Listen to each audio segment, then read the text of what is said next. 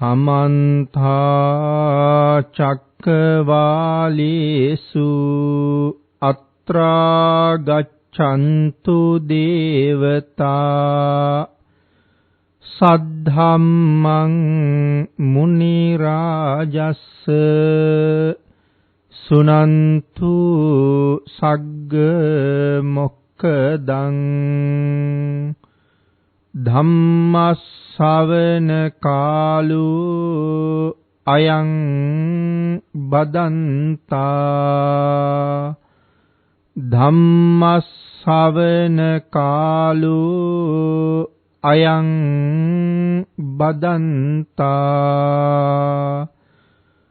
ධම්මස්සවන කාලෝ අයං බදන්තා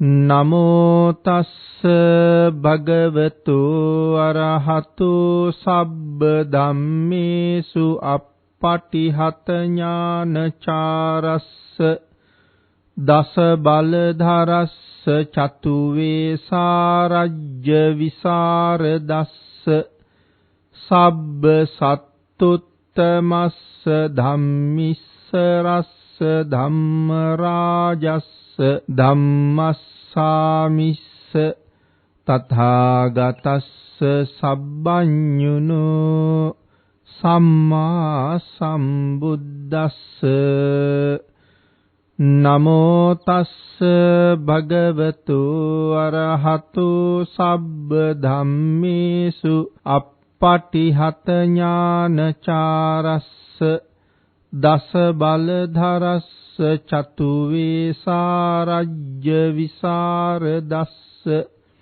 සබ්බ සත්තුත්තමස්ස ධම්මිස්ස රස්ස ධම්ම රාජස්ස ධම්මස්සාමිස්ස තථාගතස්ස සබ්බඤුනෝ සම්මා සම්බුද්දස්ස නමෝ තස්ස භගවතු අරහතු සබ්බ ධම්මේසු අප්පටිහත ඥානචාරස්ස දස බලධරස්ස චතු වේසාරජ්‍ය විසරදස්ස සබ්බ සත්තුත්තමස්ස ධම්මිස්ස රස්ස ධම්ම රාජස්ස ධම්මස්සාමිස්ස තථාගතස්ස සබ්බඤුනෝ සම්මා සම්බුද්දස්ස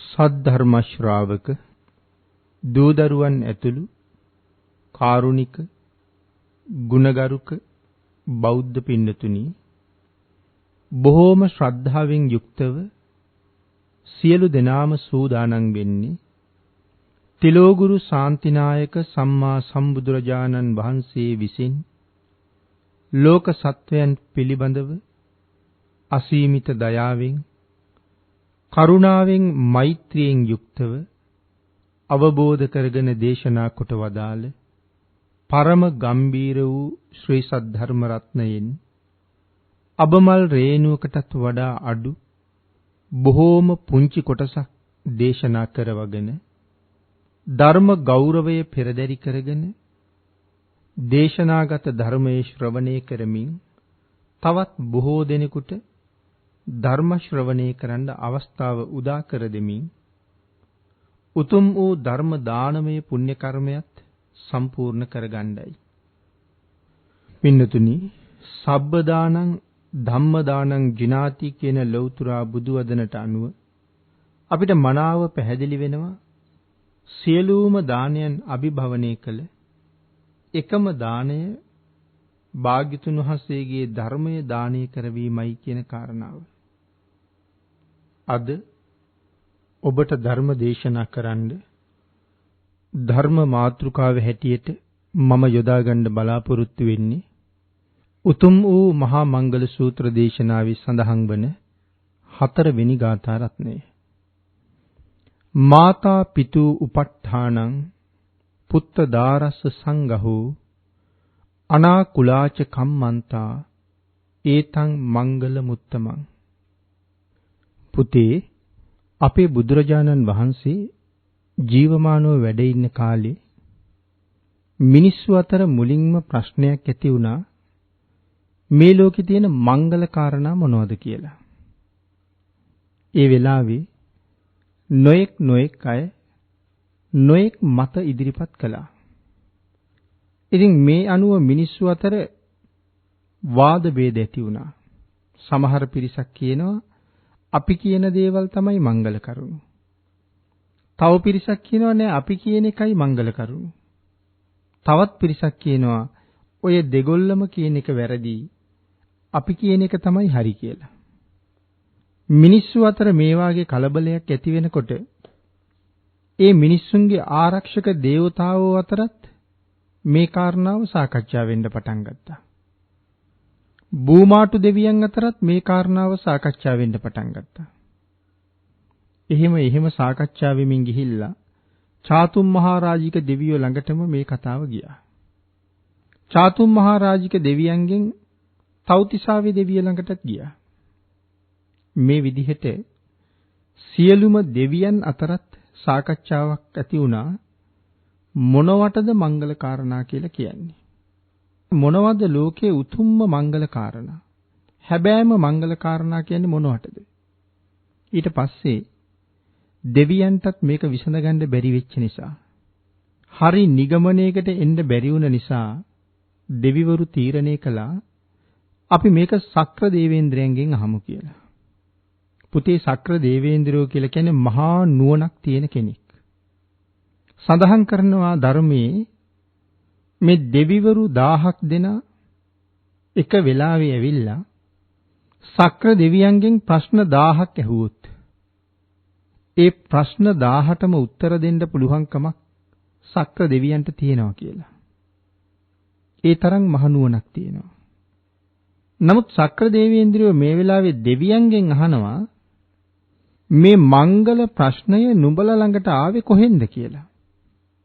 දෙවියෝ පිළිවෙලින් මේ කාරණාව සඳහන් කරලා අන්තිමට සක්‍ර දේවේන්ද්‍රයන්ට කියනවා මේ මංගල ප්‍රශ්නය ඉපදිලා තියෙන්නේ මිනිස්සු ගාව කියලා. මේ වෙලාවේ සක්‍ර දේවේන්ද්‍රයන් වහන්සේ දෙවියන්ගෙන් අහනවා මේ කාලේ බුදුරජාණන් වහන්සේ කොහෙද වැඩ ඉන්නේ කියලා. දෙවියෝ කියනවා සක්‍ර දේවේන්ද්‍රයාණෙනි, බුදුරජාණන් වහන්සේ නම් සවැත් නුවර ජේතවනාරාමේ වැඩ ඉන්නවා. සක්‍ර දේවේන්ද්‍රයෝ දෙවියන්ගෙන් අහනවා මේ ප්‍රශ්නේ බුදුරජාණන් වහන්සේගෙන් ඇහුවේ නැද්ද කියලා. දෙවියෝ කියනවා නෑ ස්වාමීනි. පුතේ, ඒ වෙලාවේ සක්‍ර දේවේන්ද්‍රයෝ දෙවියන්ගෙන් අහනවා ඔබලා හරියට නිකන් තරාදියේ තියාගෙන අතින් කිරන්න හදනවා වගේ. ගිනි අඟුරු තියෙන වෙලාවේ කලාමැදිරියන්ට පිඹලා ගින්දර ගන්න වෙහෙසෙනවා වගේ. තිලෝගුරු භාග්‍යතුන් වහන්සේ වැඩ ඉන්නකොට මේ ප්‍රශ්නේ මගෙන් අහන්න ආවේයි කියලා. එහෙම සඳහන් කරලා තමයි සියලු දෙවිවරුත් අඬගහගෙන සක්‍ර දේවේන්ද්‍රයෝ බුදුරජාණන් වහන්සේ ළඟට ආවේ. මුළු ජේතවනාරාමෙම ඒකාලෝක කරගෙන බුදුරජාණන් වහන්සේ ළඟට ඇවිල්ලා එක දෙවියෙකුට කියනවා ගිහිල්ලා බුදුරජාණන් වහන්සේගෙන් අහන්න මේ ලෝකේ හැබෑම මංගල්‍ය කාරණා මොනවද කියලා. ආන් එහෙම සඳහන් කෙරුවට පස්සේ තමයි දෙවි කෙනෙක් ගිහිල්ලා මේක බුදුරජාණන් වහන්සේගෙන් අහන්නේ. ආන් එදා පුතේ අපේ බුදුරජාණන් වහන්සේ මේ ලෝකේ තියෙන අති ශ්‍රේෂ්ඨතම කාරණා 38ක් දේශනා කොට වදාලා මංගල කාරණා හැටියට. මේ උතුම් මංගල සූත්‍රයේ ඒ මංගල කාරණා 38 අන්තර්ගත වෙලා තියෙනවා. මේ මංගල කාරණා 38 පුතාලත් පුතාලගේ ජීවිතයේ දැනගත යුතුම කාරණා 38ක්. මොකද පුතේ මේ ලෝකේ තියෙන වටිනාම කාරණා 38ක් නෙමෙයි තියෙන්නේ. ඉතින් ඒ කාරණා ටික දැනගත්තාම අපිට අපේ ජීවිතෙත් මේ ලෝකේ වටිනාම ජීවිතයක් බවට පත් කරගන්න හරි පහසුයි. මොකද පුතාලගේ බලාපොරොත්තුවත් ඒකනේ. ඒ කාරණා 38ම මේ වෙලාවේ සාකච්ඡා කරන්න වෙලාවක් නැතත් අපි අද ධර්ම මාතෘකාව හැටියට මුලින් දේශනා කොට වදාළ ගාථා රත්නේ මේ කාරණා 38න් කරුණු 3ක් පුතේ අන්තර්ගතයි. එයින් එකක් තමයි පුතේ අම්මටයි තාත්තටයි සලකන එක. ඊළඟ කාරණාව තමයි බිරිඳටයි දරුවන්ටයි සලකන එක. තුන්වෙනි කාරණාව තමයි නිවැරදි කර්මාන්තවල යෙදෙන එක. මේ කාරණා තුනෙන් පුතේ අද අපි සාකච්ඡා කරන්න බලාපොරොත්තු වෙන්නේ පළවෙනි කාරණාව. ඒ තමයි මේ අම්මට තාත්තට සලකනවා කියන එක. මේක පුතේ මේ ලෝකේ අති විශේෂම කාරණාවක් කියලා අපි මුලින් සඳහන් කළානේ. අපි මුලින්ම බලන්න ඕනේ අම්මා සහ තාත්තා කියන්නේ කවුද කියලා. අම්මට එක නමක් ධර්මයේ යොදලා තිනවා ජනිකා කියලා. දරුවන් උපද්දවන නිසා අම්මට ඒ නම ලැබිලා තියෙනවා. මේ ලෝකේ අපිට මේ ජීවිතේ දුන්නේ අපේ අම්මා සහ තාත්තා. පුතේ මේ ලෝකේ අපි වැඩියෙන්ම කැමති මොනවටද? අපි වැඩියෙන්ම කැමති කාටද? එහෙම නැත්නම් අපි වැඩියෙන්ම ආදරය කරන්නේ කාටද කියලා අපි අහලා බැලුවොත් වැඩියෙන්ම කැමති රත්තරන් වලටද? වැඩියෙන්ම කැමති මැණික් වලටද? එහෙම නැත්නම් වැඩියෙන්ම කැමති මුතු වලටද? වැඩියෙන්ම කැමති සල්ලි වලටද? මේ වගේ නොයෙක් ප්‍රශ්න අපිට අහන්න පුළුවන්. ඒකටවත් නෙමෙයි පුතේ අපි වැඩියෙන්ම කැමති. අපි වැඩියෙන්ම කැමති අපේ ජීවිතේට. රත්තරන් කන්දක් අපි ගාව තිබුණත් ඒ රත්තරන් කන්දම මගේ කියලා කවුරු හරි කියලා තිබුණත් කවුරු හරි මාව මරන්න එනවා නම් මං ඒ රත්තරන් කන්ද දාලා දුවන්නේ නැද්ද? ඒ මැණික් ගොඩ අතහැරලා ජීවිතේ බේරගන්න දුවන්නේ නැද්ද? දැන් පුතාලට තේරෙනව නේද? රත්තරන් වලට මැණික් වලට වඩා අපි අපේ ජීවිතයට ආදරේ බව. මම පුතාලගෙන් අහන්නේ මේ තරම් වටිනා වස්තුවක් මට දුන්නේ කවුද කියලා. ආන් ඒ දුන්න දෙන්නට තමයි අම්මා සහ තාත්තා කියලා කියන්නේ. මගේ ජීවිතේ මට දුන්න මව්පියන්ට මම මේ ලෝකේ කොහොමද සලකන්න ඕනේ? කෙටියෙන් කිව්වොත් පුතේ අම්මට තාත්තට සලකන්න ඕන හැටි අපිට තේරෙන්නේ නැහැ කියලා තමයි කියන්න ඕනේ. ආන් ඒක නිසා අපේ බුදුරජාණන් වහන්සේ අපිට කියලා දුන්නා අම්මටයි තාත්තටයි සලකන්නේ කොහොමද කියලා. පුතේ බුදුරජාණන් වහන්සේ දේශනා කරපු එක සූත්‍රයක තියෙනවා දින්නාහම් භික්කවේ න සුප්පතිකාරකං වදාමි. මහණෙනි මේ ලෝකේ දෙන්නෙක් ඉන්නවා කවදාවත්ම සලකලා ඉවර කරන්න බෑ ඒ දෙන්නට. කතමේ සං දින්නම් කවුද ඒ දෙන්න? මාතුච පිතුච අම්මා සහ තාත්තා. උදාහරණේ සඳහන් කරනවා මෙහෙම. එක දරුවෙක් තමන්ගේ අම්මා තමන්ගේ එක උරපත්තක තියාගන්නවා. තාත්තා අනික් උරපත්තේ තියාගන්නවා. අම්මයි තාත්තයි දෙන්න අවුරුදු 100ක් බිම තියන්නෙම නැතුව තමන්ගේ කරේමයි තියාගෙන ඉන්නේ. කිසිම මොහොතක බිම තියන්නේ නැහැ. මල මුත්‍රා කරන්නවත් බිම තියන්නේ. අවුරුදු 100ක් එක දිගටම කරේ තියාගෙන මව්පියන්ට කළ යුතු සියලුම උපස්ථාන කරලා අම්මයි තාත්තයි බිමින් තියහම සඳහන් කරලා තියෙන්නේ ඒ දරුවා මව්පියන්ට සැලකුවා මදි කියලා.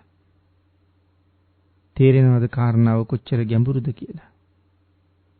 පුතේ අපි ජීවත් වෙන මේ ලෝකේ මේ මුළු ලෝක තලයේම මේ මුළු මහ පොළොවම සත්‍රුවන් වලින් පුරවලා ඒ සියල්ලම අම්මටයි තාත්තටයි අයිති කරලා දුන්නත් මව්පියන්ට ගෙවන්න තියෙන ණය අපිට කවදාවත් ගෙවන්න බෑ.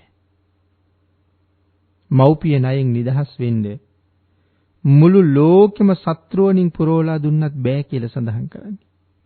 ඒ තරම් අම්මට තාත්තට ණයක් තියෙනවා අපි. ඇයි මෙච්චර ණය? ජීවිතේ දුන්න නිසා. මං කියවන්නේ අපි වැඩියෙන්ම ආදරේ තියෙන්නේ අපේ ජීවිතයට කියලා. දැන් හිතන්න අපි අම්මගේ කුසට ආවට පස්සේ අම්මට ඕන නම් අපි එපා කියලා කුසෙන් අයින් කරන්න පුතේ පුළුවන්. සමහර අය අදත් එහෙම කරනවා. ඔබ මම මේ ධර්ම දේශනා කරන දේශනාව අහන මේ මොහොතෙත් එහෙම දේවල් ඕන තරම් වෙනවා. කුසේ ඉන්න දරුවෝ දිය කරලා දානවා. කුසේ ඉන්න දරුවෝ කෑලි කපලා මරලා දානවා. මේ වාගේ නොයි ක්‍රම ලෝකේ තියෙනවා. අපි අම්මගේ කුසට ආවහම තාත්තට ඕනනම් අම්මට බලපෑමක් කරන්න පුළුවන් දැම්ම දරුවෙක් එපා කියලා. ඔය දරුවා අයින් කරලා දාන්න කියලා. සමහර කාන්තාවෝ ඉන්නවා තමන්ගේ ස්වාමියාට හොරෙන් කුසේ ඉන්න දරුවෝ අයින් කරලා දානවා. නමුත් පුතේ ඔබේ අම්මා මගේ අම්මා එහෙම කළා නම් අද පුතාලත් උතන නැහැ මමත් මෙතන නැහැ. පුතාලගේ තාත්තා අම්මට එහෙම බලපෑමක් කළා නම් දැම්ම දරුවෝ එපා කියලා ඒත් පුතාලා උතන නැහැ. අපේ තාත්තා අපේ අම්මට එහෙම කීවනම් සමහර වෙලාවට ඒත් මමත් මෙතන නැහැ. නමුත් මම කියන්නේ අපේ තාත්තා අපේ අම්මට එහෙම කියලත් නැහැ. අපේ අම්මා තාත්තට හොරෙන් අපි නැති කළෙත් නැහැ. අම්මයි තාත්තයි දෙන්නම එකතු වෙලා අපිව පෝෂණය කළා. අපි අම්මගේ කුසේ ඉන්න කාලේ අම්මා පුදුම දුකක් වින්දි. අම්මා කොයිතරම් පරිස්සම් වුණාද අපි වෙනුවෙන්. මොකද අම්මා දන්නවා අම්මා උණු වතුර බීවොත් එහෙම දරුවා තැම්බෙනවා පිච්චෙනවා. ධර්මයේ එහෙම සඳහන් කරලා තියෙනවා පුතේ. මව උණු වතුර වාගේ දේවල් උණුසුම් දේවල් පානය කරනකොට කුසේ ඉන්න දරුවට දැනෙනවලු ලෝක මුඩිරේ ඉන්නවා වගේ. පිච්චෙනවා ඒ දරුවා. අම්මා බොහොම සීතල දේවල් ගන්නකොට දරුවට දැනෙන්නේ ලෝකාන්තරික නිරේ ඉන්නවා වගේ. ලෝකාන්තරික නිරේ පුතේ තියෙන අයිස්. ඒ අපාය අයිස් වලින් තමයි පිරීලා තියෙන්නේ. ඉතින් මේ කුස ඇතුලේ ඉන්න දරුවට ආන් ඒ වාගේ තැනක ඉන්නවා වගේ පුදුම සීතලක් දැනෙනවා. අම්මා උණුසුමින් කැඳ එහෙම බොනකොට උණුනුවේ බත් කනකොට සඳහන් කරනවා කුසේ ඉන්න දරුවට දැනෙනවලු ගිනි අඟුරු වලින් ගහනවා වගේ. ඒ තරම් වේදනාවයි. මොකද ආමාශය යටට වෙලානේ අපි ඉන්නේ. හොඳට දැනෙනවා. නමුත් ඉතින් කියන්න බෑනේ. උණු වතුර බොන්න එපා. ඇල් වතුර බොන්න එපා. උණුවෙන් කැඳ බොන්න එපා. කතා කරලා කාට කියන්නේද? අම්මා ලුණු ඇඹුල් වගේ දේවල් වැඩිපුර අනුභව කළොත් ඒත් ඇතුලේ ඉන දරුවා නලියනවා. කසනවා. කාට කියන්නේද?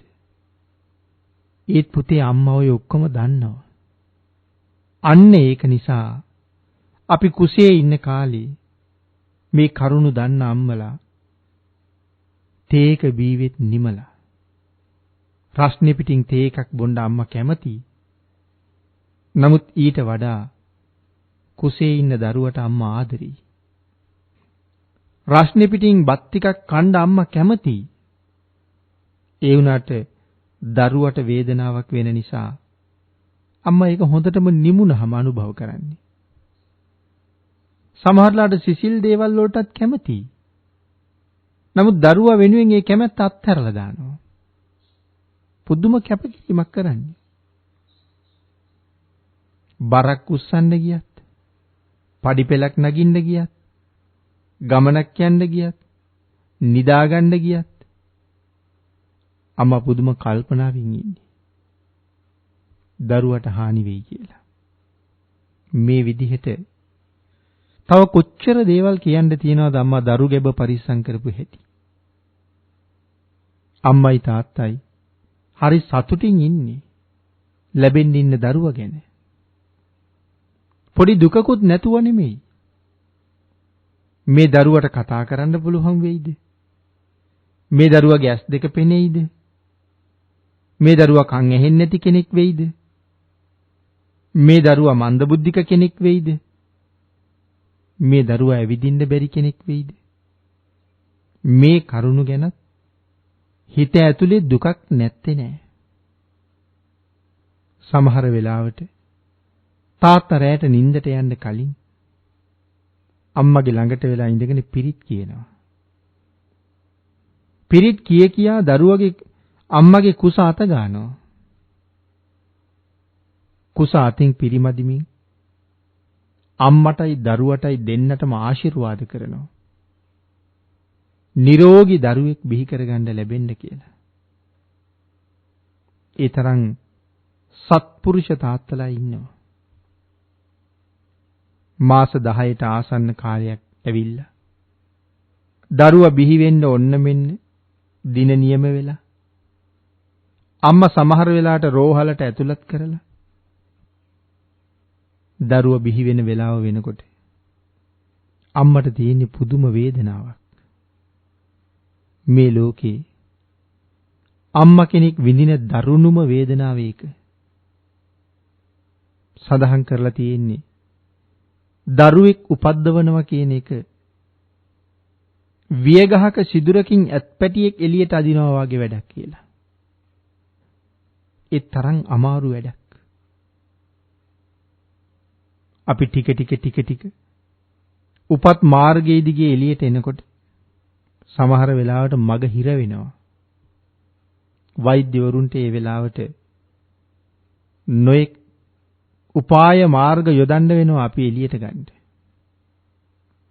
අම්මට දැනෙන වේදනාව සමහර වෙලාවට ශරීර අවයව ඉරෙනවා. ලේ ගලනවා. වේදනාව ඉවසන්න බැරුව කෑ ගහනවා. තාත්තත් සමහර ලාවට වාට්ටුවේ දොර ළඟ. එහෙම නැත්නම් සත්කම් කරන තැන දොර ළඟ. තාත්තා එළියට වෙලා ඔළුවට අත තියා ගන්නවා. පපුවට අත තියා ගන්නවා. දෙවියන් බුදුන් යදිනවා. දරුවයි බිරිඳයි බේරලා දෙන්න කියලා. අම්මා කෙනෙක් පුතේ කවදාවත් කැමති නෑ තමන්ගේ දරුවෝ අඬනවට. අම්මයි තාත්තයි දෙන්නම එහෙමයි. නමුත් පුතාලා දන්නවද දරුවා අඬනවා දකින්න මව්පියෝ කැමතිම දවසක් තියෙනවා. දරුවා අඬනවා දකින්න. ඒ තමයි පුතේ ඉපදුන වෙලාව. මොනතරම් වේදනාවක් අම්මට තිබුණත් අම්මගේ කන යොමු වෙලා තියෙන දරුවා අඬනවද බලන්න. ඇයි මේ වෙලාවේ දරුවා අඬනවද බලන්න කැමති? නිරෝගී දරුවෙක් ඉපදුනා නම් අඬනවා. අම්මා ඒකට හරි කැමතියි. මෙච්චර කාලයක් කුසේ තියාගෙන හදාපු දරුවා හරි නිරෝගී කියලා. ඇඬුවේ නැත්තම් සමහරලාට ළඟ ඉන්න වෛද්‍යවරයාගෙන් වෛද්‍යවරියගෙන් අහනවා. ඇයි දරුවා ඇඬුවේ නැත්තේ කියලා. පුතාලා දන්නවද? දරුවෙක් ඉපදුනාට පස්සේ අම්මා කෙනෙක් මේ ලෝකේ කරන මහ විස්මිත වැඩක් තියෙනවා. පුතාලා ඉගෙනගෙන ඇති මේ ලෝකේ පුදුම කීයක් තියෙනවද කියලා. අපි සාමාන්‍යයෙන් ඉගෙන ගන්නේ පුදුම 7ක් කියලානේ. ඒ වුණාට පුතේ මට හිතෙන්නේ ලෝකේ පුදුම 8ක් තියෙනවා කියලා. මොකද මේ 8 වෙනි පුදුමේ? මට නම් හිතෙන්නේ මේක පළවෙනි පුදුමේ වෙන්න ඕනේ කියලා. ඒක තමයි අම්මා දරුවට කිරි පොවන එක. ඒක ඒ තරම් පුදුම වෙන්න දෙයක්ද? ඕනතරම් අම්මලා දරුවන්ට කිරි දෙන්නේ. පුතේ ඒක එහෙම තමයි. ඒ වුණාට අම්මා කොහොමද කිරි දෙන්නේ? ඒක හිතලා බලන්න එපේ. අම්මගේ ශරීරයේ කොතනින් හරි තුවාල කරලා බැලුවොත් කිරියන තැනක් තියෙනවා කියලා පුතාලට හිතෙනවද? කොතන හරි තුවාල වුණොත් කැපුණොත් ඒ හැම තැනකින්ම එන්නේ රතු පාට ලේ නේද පුතේ? නමුත් අපි බඩගිනි ආවහම අඬනකොට අම්මා අපිට කිරි පොවනවා. දරුවට බඩගිනි වෙලා කියලා දැනගෙන. පුතාලා හිතන්නේ අම්මා අපිට කිරි පොවාපු තැන කපලා බැලුවොත් තුවාල කෙරුවොත් කිරියයි කියලාද? පුතේ ඒ තනපුඩුව කපලා බැලුවත් එතනින් එන්නේත් ලේ. හැබැයි මට බඩගිනි වෙලා කටේ තියාගත්ත ගමන් එතනින් එන්නේ කිරි. කවදාවත් කටට ලේ ආවේ නෑනේ පුතේ. නමුත් මොනවද මේ කිරි? අම්මගේ ශරීරයේ පුරාම දුවන රක්ත වර්ණ රුධිරයම තමයි ශ්වේත වර්ණයට පත් කරලා කිරි හැටියට පොවන්නේ.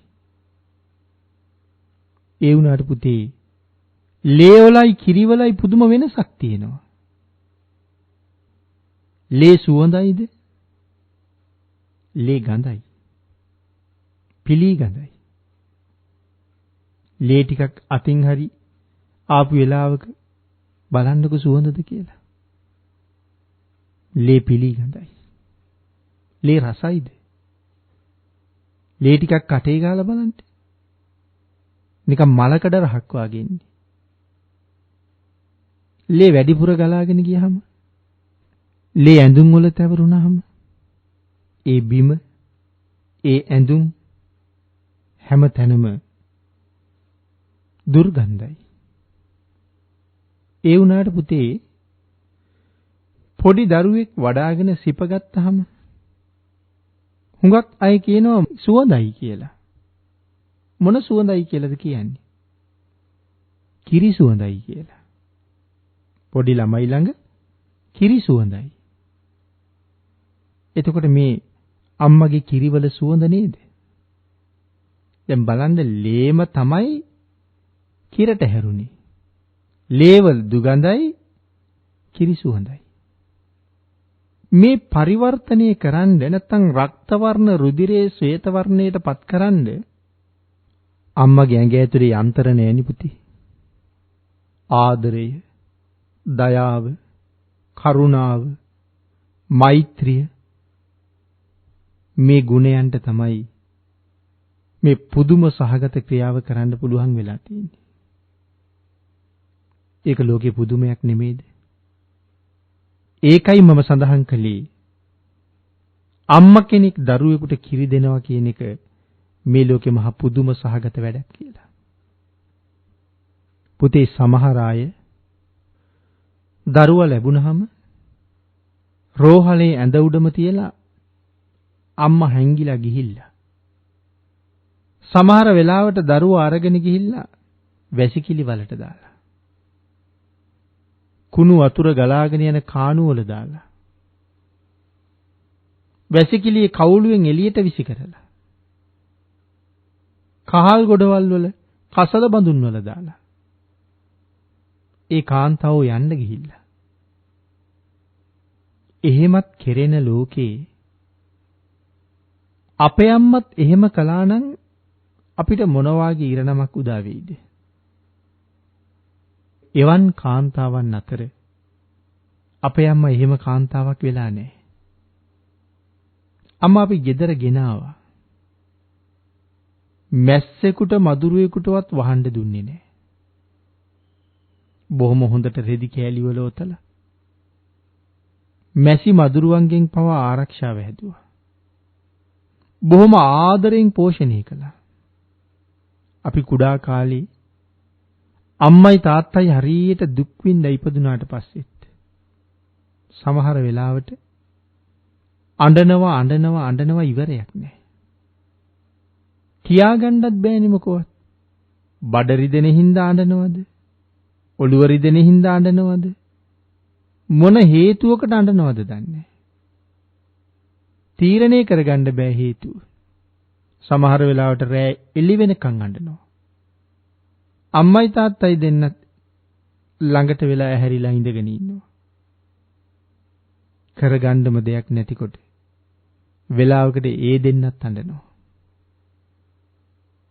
මෙහෙම කර කර නොයේක් බෙහෙත් කර කර තව නොයේක් දේවල් කර කර අපිව ඇහැක් වගේ බලාගත්තා. පුදුම විදිහට පරිස්සම් කරගත්තා. හැමදාම එක දිගට රැකවරණේ සැලැස්සුවා. රැකියාවක් කරන අම්මා කෙනෙක් නම් මාස ගාණක් නිමාඩු ගන්නවා. සාමාන්‍ය ගෙදර කටයුතු කරගෙන ඉන්න අම්මා කෙනෙක් නම් ඒ දවස් වලට තව කවුරු හරි හොයා ගන්නවා. ඒ දරුවා දාලා යන්න බැරි හින්දා. දඟලන දුවන පණින කාලෙට තව වැඩියෙන් උනන්දුවෙන් බලාගත්තා. ඒ වැටේ තුවාල කරගනි මෙන්න එක් දේවල් ගැන හිතලා. තාත්තා අපි වෙනුවෙන් කොච්චර මහන්සි වෙනවද? තාත්තා වෙනදට වඩා මහන්සි වුණා. වෙනදට වඩා සල්ලි හම්බ කෙරුවා. වෙනදට වඩා හම්බ කරන සල්ලි ඉතුරු කෙරුවා. මොනවා හරි දෙයක් කන්න බොන්න අරගෙන ඇවිල්ලා දුන්නා. වැඩට ගිහිල්ලා එනකොට ළඟට දුවගෙන එන බව දන්නවා. මොනවද කන්න ගෙනාවි කියලා අහන බව දන්නවා. ඒ හින්දා මොනවා හරි අරන් එනවා. හේනට කුඹුරට ගිහිල්ලා එනවනම් කරඹ ගෙඩියක්, දන් ගෙඩි ටිකක්, එරමිණි ඇට ටිකක්, එහෙම මොනවා හරිවත් ඔක්කේ දාගෙන අරන් එනවා. හේනි කුඹුරේ වැඩ කරන්න ගියාම මහ පූටක අවුයි. තාත්තා කොයි තරම් දුක් විඳිනවද? අපි අවුවට බහින්නේවත් නැහැ. අපිට පූටක අවුවට බහින්න දෙන්නෙත් නැහැ. නමුත් තාත්තා ඒ ගිනි ගහන අවුවේ හේන්වල දූවිල්ලි කටු ගොඩවල් මුල් ගොඩවල් කටු වැනෙනවා මුල් ඇනෙනවා. තාත්තා උදුළු ගන්නවා. තාත්තා වල් කොටනවා. තාත්තගේ ඇඟෙන් කොයි තරම් දාඩිය වැක්කිරිලා ඇද්ද අපි වෙනුවේ. කලගෙඩි ගාණක් දාඩිය හලලා ඇති. අතේ කරගැට, කැතිමිට, උදළු මිට අතටම මැදිලා. තාත්තා කොච්චර දාඩිය හැලුවද කියලා හොඳට දන්නවා. කැතිමිටයි උදළු මිටයි. කතා කරන්න පුළුවන් නම් ඒ ගැන හුඟක් දේවල් කියයි. එයි මේ උදැල්ලේ මිට, කැත්තේ මිට අතට මැදිලා අවුව වැටිලා වේලිලා අතත් වේලිලා වැඩ කරන්න බෑ ඒක ලිස්සනවා මිට. ඒ වෙලාවට මොකද තාත්තා කරන්නේ? නලල අත ගාලා, පපුව අත ගාලා අර ගලන දාඩිය වලින් අත් දෙක තෙමාගෙන උදැල්ල අතට ගන්නේ. ආයෙ ටිකකින් ආයෙත් වේලිනවා. ආයෙත් අත දාඩියෙන් තෙමාගෙන ආයෙත් උදැල්ල අල්ල ගන්නවා. ඉතින් මේ උදළු මිටයි කැති මිටයි තාත්තගේ දාඩිය මොන තරම් බීලා ඇද්ද? ඒකයි මම කියේ උදළු මිට කැති මිට තාත්තගේ දාඩිය ගැන අපිට කියයි කියලා. පුතේ හුඟක් අපේ තාත්තලාගේ ඔය කකුල් වල මාපට ඇඟිලි නියපොතු ගැලවිලා. උදළු තලිය වැදිලා.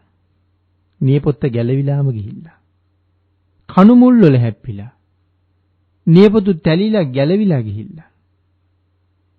අපි හින්දා දුකක් නැතුව කන්න බොන්න දෙන්න. උගන්න ගන්න. කොයි තරම් කැපකිරීම කරනවද? ගොයන් කපන්න ගියහම දෑක ඇත්තට ඇඟිලි කැපිලා. සමහර තාත්තලා මේ ලෝකේ මහා බරපතල වැඩ කියලා කියන ওই කළුගල් කඩනවා වගේ වැඩත් කරනවා. අම්මලත් එහෙමයි. දරන්න බැරි තරම් අවුවේ.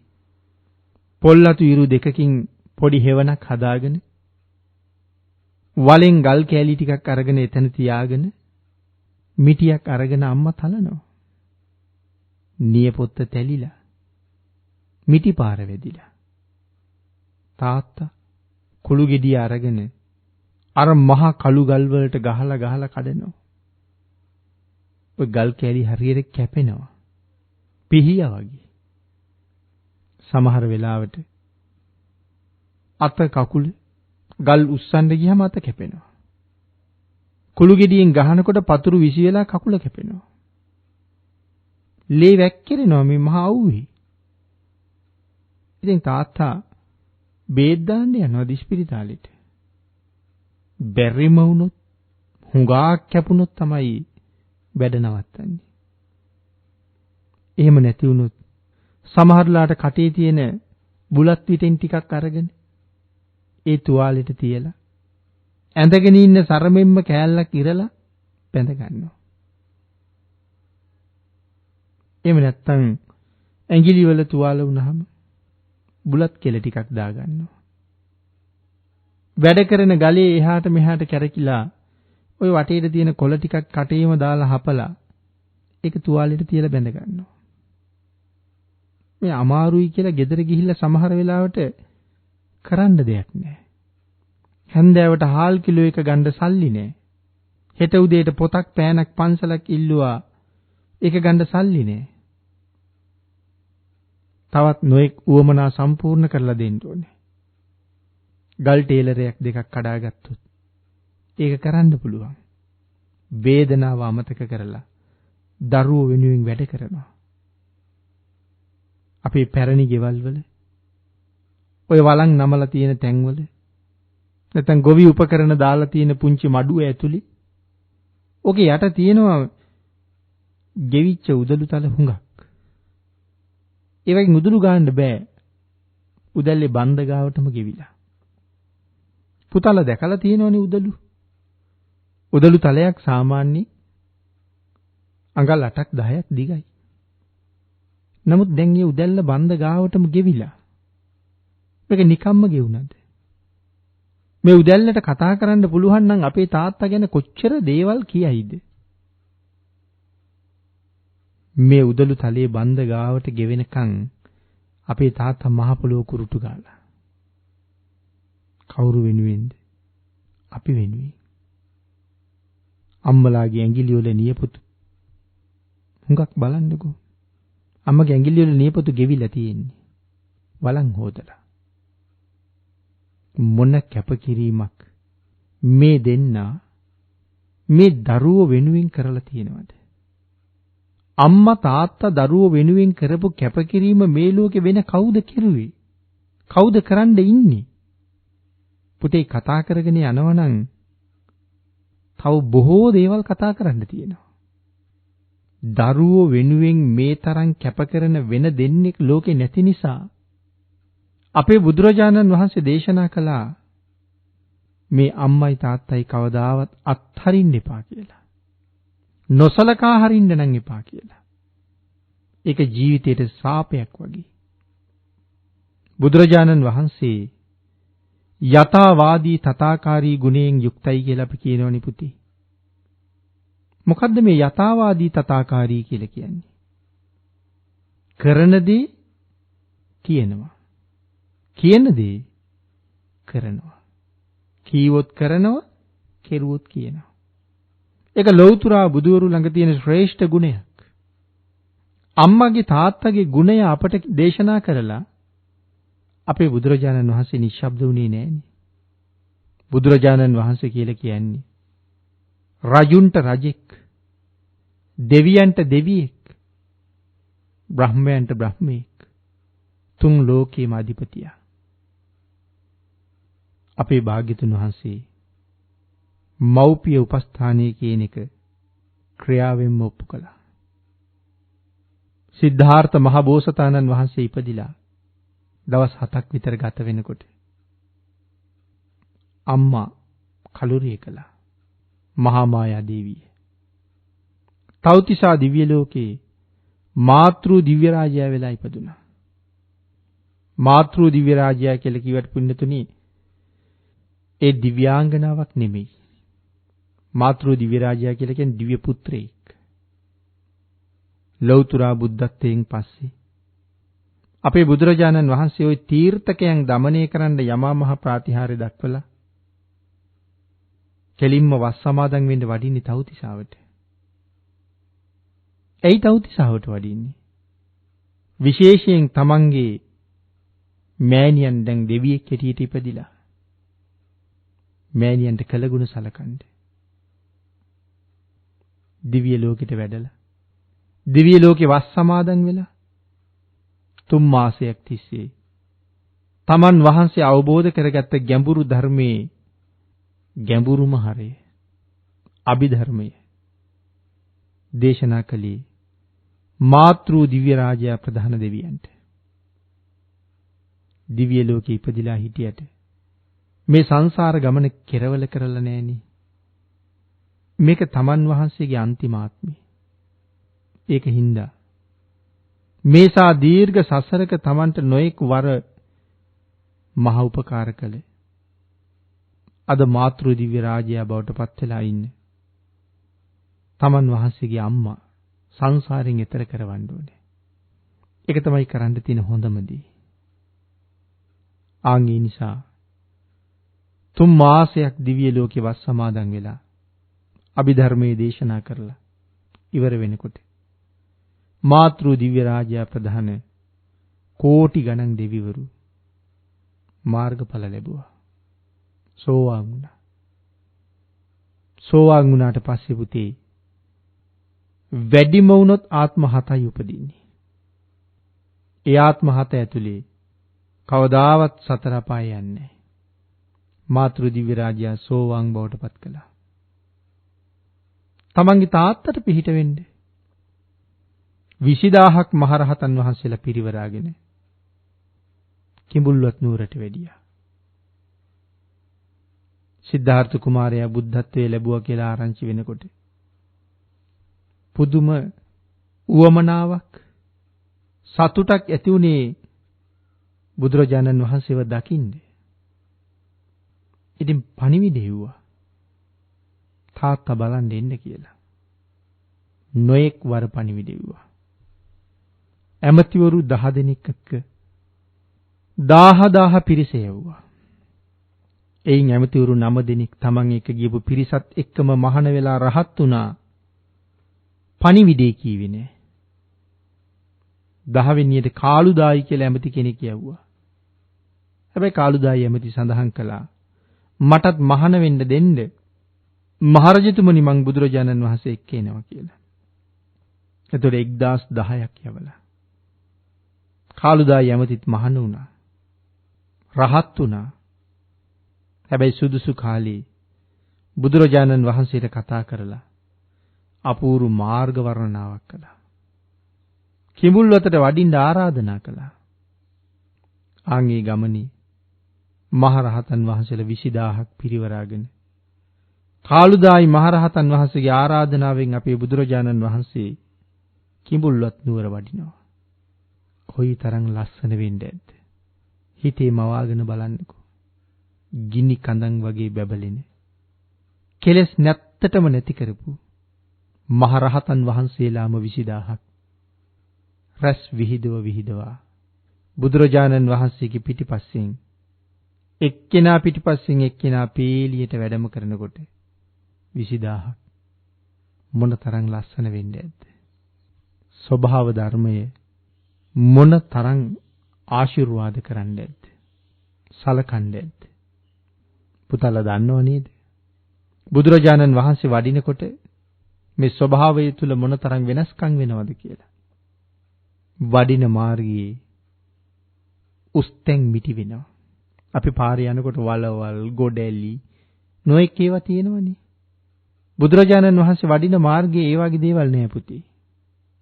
භාග්‍යතුන් වහන්සේ වඩිනකොට ඒ පාරේ වලවල් ඉබේම ගොඩ වෙනවා. උසට තියෙන තැන් යට ගෙහිලා සමතලා වෙනවා. වලවලුත් ගොඩ වෙලා සමතලා වෙනවා. උස් තැන් මිටි වෙනවා. මිටි තැන් ඉස් වෙනවා කියලා සඳහන් කළේ නිසා. ඒ විතරක් නෙමෙයි. වලාහක දෙවියෝ භාග්‍යතුන් වහන්සේ වඩින පාර දිගට පොඩි වැස්සක් හලනවා. පොද වැස්සක්. එතකොට දූවිලිය විශ්ෙන්නේ නැහැ. පාර දෙපැත්තේ තනකොළ තෙමිලා නැවුම් බවක් අරගෙන වාත වලාහක දෙවියෝ ඊට පස්සේ හුළඟක් මවලා ඒ පාරේ තියෙන කොළරොඩු ඔක්කොම අයින් කරනවා. අනික් වලාහක දෙවිවරු අවුව තියෙන වෙලාවට හිරු රැස් මුවා කරනවා භාග්‍යතුන් වහන්සේට හේවන හදන්න. පාර දෙපැත්තේ තියෙන ගස් මල් පිපිලා. ඒ ගස්වල මල් පිපිලා ගෙඩි හැදිලා තියෙන කාලේ තමයි කාළුදායි මහරහතන් වහන්සේ කිඹුල්වතට භාග්‍යතුන් වහන්සේ වැඩමවන්නේ. හරි ලස්සනයි මග වෙනුම. කුරුල්ලන්ටවත් බඩගිනි නැති කාලේ කියලා කියන්නේ. ඒ යෝනතරම් කණ්ඩ ගස්වල ගෙඩි හැදිලා ඉදිලා. මේ ගස් ඉබේම පාරට නැමෙනව දෙපැත්තෙන්. සියුම් සුළඟක් ඇවිල්ලා අතු අග තියෙන මල් පෙටි කඩලා පාරට දානවා. බුදුරජාණන් වහන්සේ වඩින්නේ මල් පාවඩයක් උඩ. මහා පුදුම අසිරියක් බුදුරජාණන් වහන්සේ වඩිනකොට තියෙන්නේ. පාට 6කින් රශ්මි ජාලා ශරීරයෙන් විහිදෙනවා. ඒ විහිදෙන හැම රශ්මියක්ම බුදුරජාණන් වහන්සේගේ ශරීර ධාතුව වටේට 3 වතාවක් ප්‍රදක්ෂිනා කරලා මේ නිමක් නැති විශ්වයේ ඈතට පාවෙලා යනවා. ඈතට විහිදිලා යනවා. මේ ඔබ මම කතා කරන මොහොතේ ඒ බුද්ධ රශ්මි කදම්බයන් සක්වල පරපුරෙන් ඈතට විහිදෙනවා. බලාගෙන ඉන්න මොන තරම් අසිරිමත් වෙන්නේ නැද්ද? එවන් නික්ලේශී උතුම් තමන් වහන්සේගේ පුත්තු 20000ක් පිරිවරාගෙන තමන්ගේ තාත්තා බලන්න යනකොට සුද්ධෝදන රජුරවන්ට කොහොම සතුටක් ඇති වෙන්නේ නැද්ද? පුතේ ඕගොල්ලෝ මහන්සි වෙලා ඉගෙනගෙන විභාගේ පාස් වෙලා ප්‍රතිඵලයක් අරගෙන ගිහිල්ලා අම්මට තාත්තට කියනකොට මොන තරම් සතුටුද? ඒ වාගේද පුතේ තමන්ගේ පුතා රැස් විහිදව දෙවියන්ගෙන් බඹුන්ගෙන් වැඳුම් ලබ තමන්ගේ ගිය පාරේ එන්න පුරුදු කරපු 20000ක් මහා රහතන් වහන්සේලා කියන්නේ බුදුරජාණන් වහන්සේගේ නික්ලේශී ලය මඩලෙන් උපන් පුත්තු කියලා හඳුන්වන්නේ.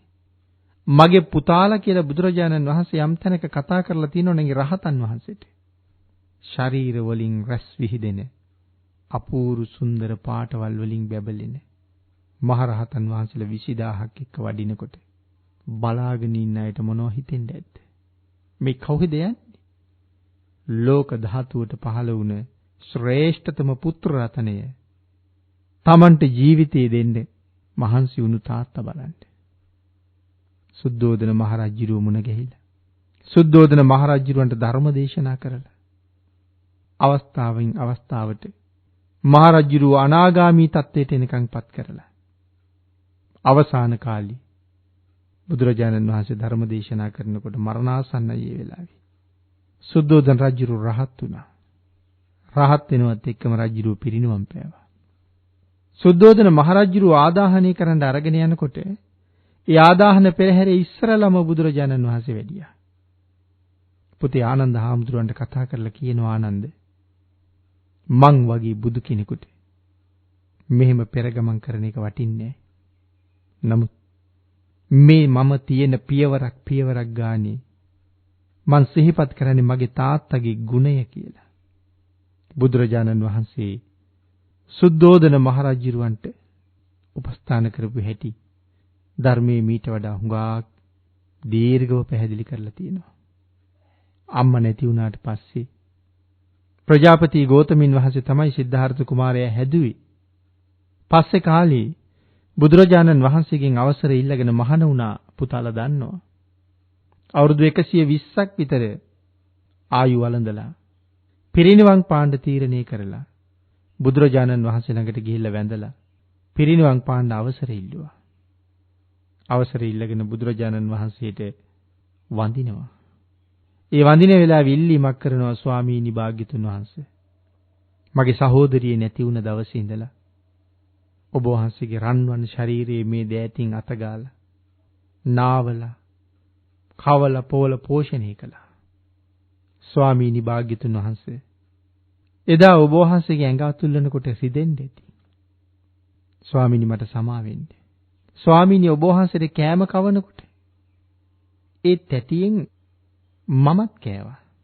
රන් තැටියට අරගෙන සිද්ධාර්ථ කුමාරයාට කෑම කවනවා. අපේ අම්මත් එහෙමනේ.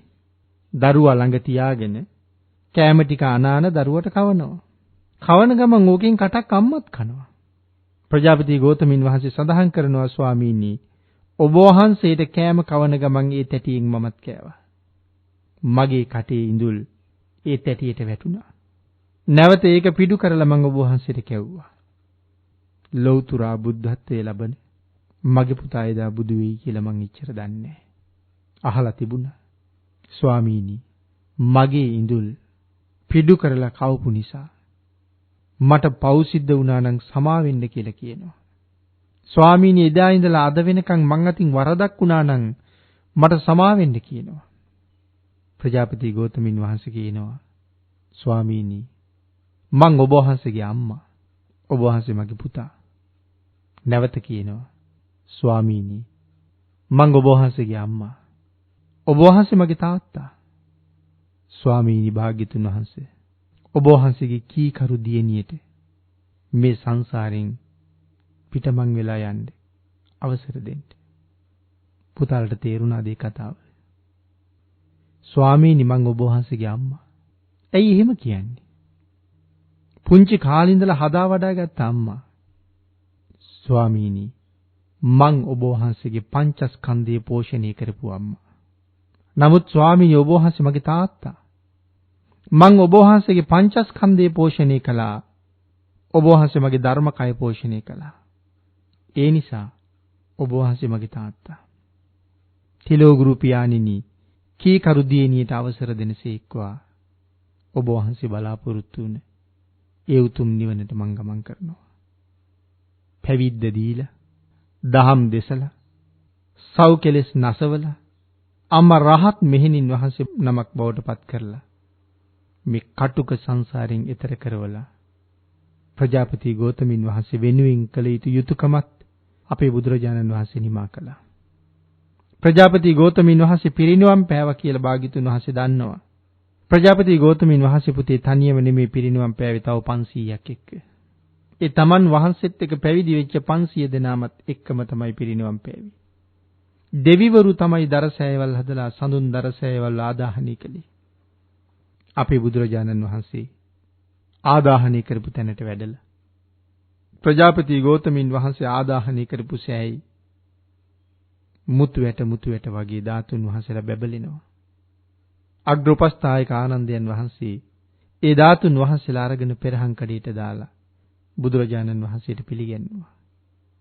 ඒ ධාතුන් වහන්සේලා බුදුරජාණන් වහන්සේගේ ශ්‍රී හස්තයේ දරාගෙන විහාරයට වැඩලා භික්ෂූන් වහන්සේලාට ඒ ධාතුන් වහන්සේලා දීලා මහණෙනි මගේ අම්මා මේ ලෝකෙට ඉතුරු කරපු පූජනීය වස්තුව චෛත්‍යයක් හදලා තැන්පත් කරලා වඳින්න බොහෝ දිනකට පින් සිද්ධ කරගන්න සුදුසුයි මේ වස්තුව කියලා දේශනා කළා. ලෞතර බුදුරජාණන් වහන්සේ බුදුන ආත්මෙ විතරක් නෙමෙයි බෝධිසත්ව ආත්මවලත් මව්පියන්ට සලකපු හැටි මේ ධර්මයේ අපිට ආදර්ශයක් අරගන්න ඕනතරම් පැහැදිලි කරලා තියෙනවා.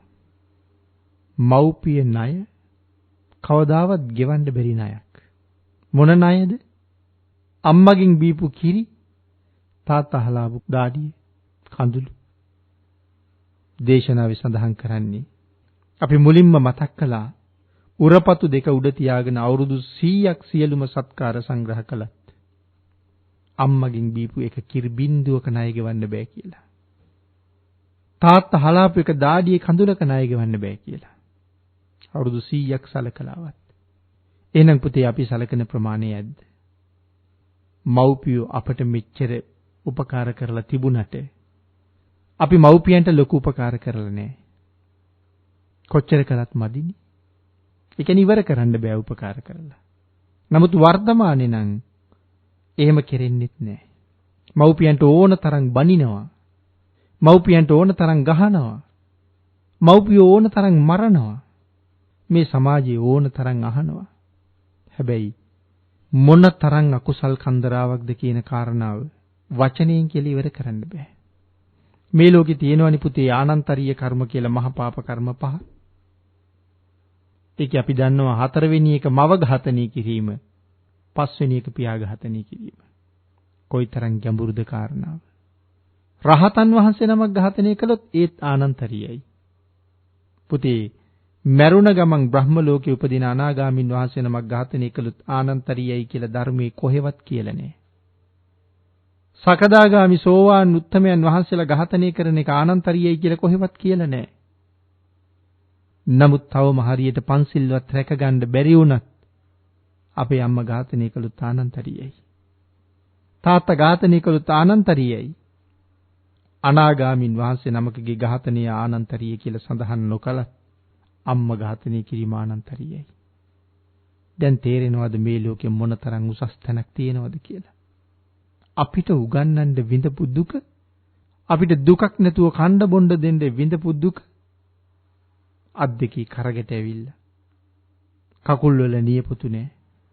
ඇඟ අවුවට පිච්චිලා කළු වෙලා කොන්ද කුදු වෙනකන්, කකුල් පණ නැති වෙනකන් අපි වෙනුවෙන් මහන්සි වෙච්ච දෙමව්පියෝ.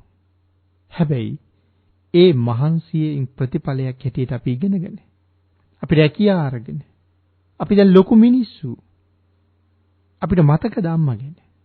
අපිට මතකද තාත්තා ගැන? ඒ දෙන්න කුඩා කාලේ අපි දිහා බැලුවා වගේ අපිත් බලනවද මව්පියෝ දිහා? ඒ කරුණු කතා කරන්න ගියොත් දේශනාව හුඟක් දීර්ඝ වෙනවා. සමහර පුතාලා කාමයෙන් අන්ධ වෙලා කොහෙන්ද හම්බෙච්ච බිරිඳක් නිසා ඇය කීවොත් අම්මගෙන් තාත්තගෙන් කරදරයි කියලා මව්පියෝ ගෙනහිල්ලා දානවා අනාථ නිවාසවල, වැඩිහිටි නිවාසවල, පාරවල් වල අතරමං කරලා.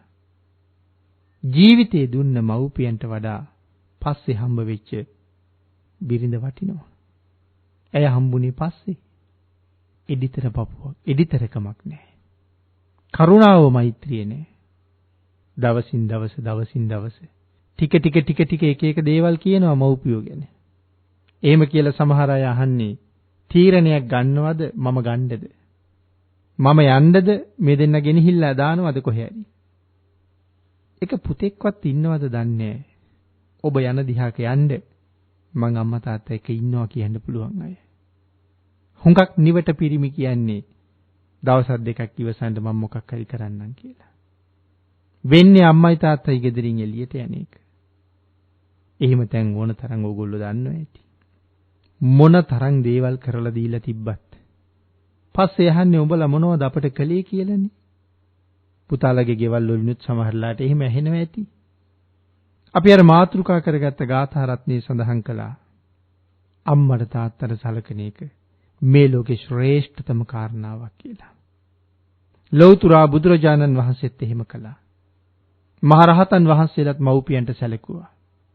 අපේ රජවරුත් මව්පියන්ට සැලකුවා. මහබෝසතාණන් වහන්සේ තිරිසන් ආත්මවල ඉඳලත් මව්පියන්ට සැලකුවා. මව්පියන්ගේ ගුණය කියන එක මේ ලෝකේ කියලා වර්ණනා කරලා ඉවර කරන්න බැරි ගුණයක්. මේ ලෝකේ අති ශ්‍රේෂ්ඨ උත්තම දෙපළක් අම්මා සහ තාත්තා කියලා කියන්නේ.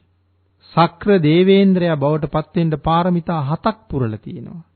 ඒ පාරමිතා 7 තියෙනවා පුතේ අම්මට තාත්තට සලකන්න ඕනේ. දිවි හිමියෙන් සලකනවා. සක් දෙවිඳු වෙන්න. සක්විති වෙන්න පුරන පාරමිතාවල මව්පියෝ විශේෂයෙන් අන්තර්ගත වෙනවා. අම්මා තාත්තාත් හැරලා මේ සසර ගමනක් යන්න හිතනවා නම් සුගතියකට යන්න බෑ. දුගතියට යන්න පුළුවන්. අම්මා දිහා රවල බලුවොත් ඒකත් පව්. අම්මට රවණැස් නිරයෙන් කවදා හරි ආයේ මනුස්ස ජීවිතයකට ආපු කාලේ වපර වෙච්ච ඇස් බවට පත් වෙයි. දුඹුරු පාට වෙච්ච, රතු වෙච්ච, බොර පාට ඇස් වෙයි. නිල් පාට ලස්සන ඇස් හම්බෙන එකක් නෑ. අම්මා එක්ක එකට එක කියපු අය, තාත්තා එක්ක එකට එක කියපු අය අම්මට තාත්තට බැනපු අය නිරේට යනවා කියන එක අහන්න දෙයක් නැහැ. ගිනි කඳන් දෙකක් වගේ මව්පියෝ ඇසුරු කරන්න ඕනේ හරි පරිස්සමට. ආන්ගේ නිසා පුතේ අපේ ධර්මයේ සඳහන් කළා හැමදාම උදේ හවස වැඳලා සමාව ඉල්ලන්න කියලා. උදේ හවස වැඳලා සමාව ඉල්ලන්න ඕනේ. වරදක් වුණා නම් සමාවෙන්න කියලා. දෙපතුල උඩ නලල තියලා සමාව ගන්න ඕනේ. මොකද වෙච්ච හැම වරදකටම විපාක විඳින්න වෙනවා. ආන් ඒකින්ද කොච්චර මේ කාරණාව ගැඹුරුද ධර්මයේ සඳහන් කරනවා.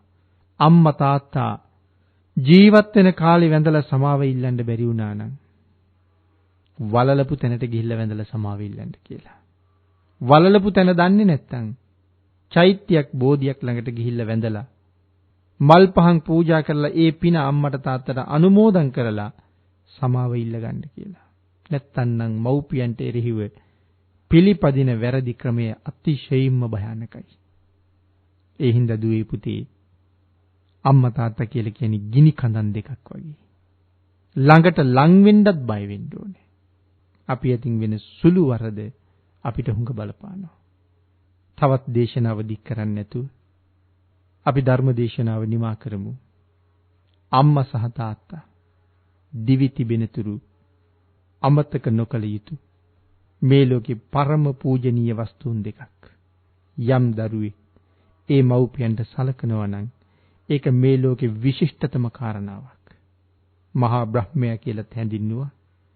ඒ හින්දා ඔබේ ගෙදර මහ බඹුට ඔබ කොහොම සැලකිය යුතුද කියන කාරණාව ඔබම තීරණය කරලා මෙතෙක් ඔබ අතින් වෙලා නම් වැරදි ගොඩක් අදම ගිහිල්ලා දෙපතුල මත නලල තියලා සමාව ඉල්ලන්න. හෙට සමාව ගන්න බැරි වෙන්න පුළුවන්.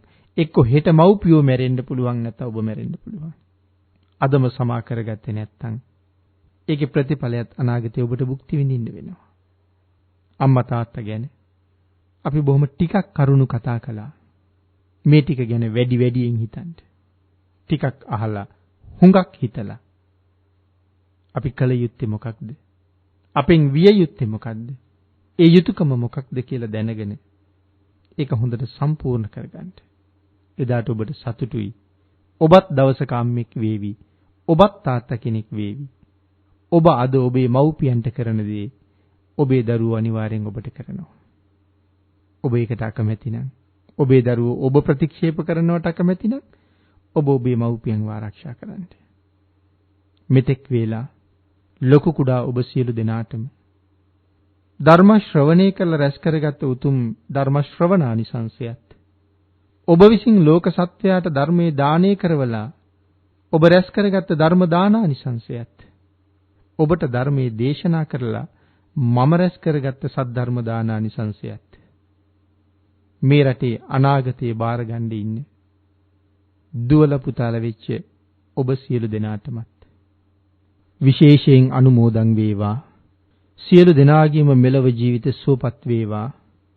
දූ පුතුන්ට තමන්ගේ රට ජාතිය වෙනුවෙන් මහා මෙහෙවරක් සිද්ධ කරන්න ශක්තිය ධෛර්යය ලැබේවා. ඒ වගේම ශ්‍රේෂ්ඨ මනුෂ්‍ය ජීවිතය ඔබ වෙනුවෙන් දානය කරලා දුන්න ඔබේ මගේ මව්පියන්ටත් මේ සියලු පුණ්‍ය ධර්මයන් අනුමෝදන් වේවා. අපේ මව්පියන් නිදුක් වේවා, නිරෝගී වේවා, සුවපත් වේවා. අද මේ ධර්ම දේශනාව ඔබ වෙනුවෙන් සිද්ධ කරන්න ආරාධනා කළ අපේ කල්යාණ මිත්‍ර හේමකඩයිස් මැතිතුමාටත් එතුමන්ගේ ස්වාමි දියණියටත් මා රැස් කරගත්ත සියලුම පුණ්‍ය ධර්මයන් අනුමෝදන් වේවා. මේ ජීවිතය තුළ තවත් මහා ශාසනික මෙහෙවරක් කරන්න එතුමානන්ට ශක්තිය, ධෛර්යය, වාග්ය, වාසනාව උදා වේවා. සියලුම දූ දරුවන්ටත් ඒ දරුවන්ගේ දෙමව්පියන්ටත් ඊ타ම ඉක්මන් භවයක ඊ타මත්ම කෙටි කාලයකින් සැප සහිත ප්‍රතිපදාවකින් උතුම් චතුරාර්ය සත්‍ය ධර්මය අවබෝධ කරගෙන සංසාරයෙන් එතර යන්න මේ පුණ්‍ය ධර්මයන් හේතු වාසනා වේවා. මෙලව ජීවිතේ සුවපත් කරගෙන පරලෝ ජීවිතේ සුගතිගාමී කරගනිමින් ප්‍රාර්ථනා කරන බෝධියෙන් උතුම් අමා මහ නිවනින් සැනසෙන්න මේ පුණ්‍ය ධර්මයන් හේතු වාසනා වේවා කියලා අපි ආශිර්වාද කරලා ප්‍රාර්ථනා කරමු. ආකාසට්ඨා ච බුම්මට්ඨා දේවා නාග මහිද්దికා පුඤ්ඤන්තං අනුමෝදිත්වා චිරං රක්ඛන්තු ලෝක සාසනං දේවෝ වස්සතු කාලේන සස්ය සම්පatti හේතුච පීතෝ භවතු ලෝකෝ ච රාජා භවතු ධම්මිකෝ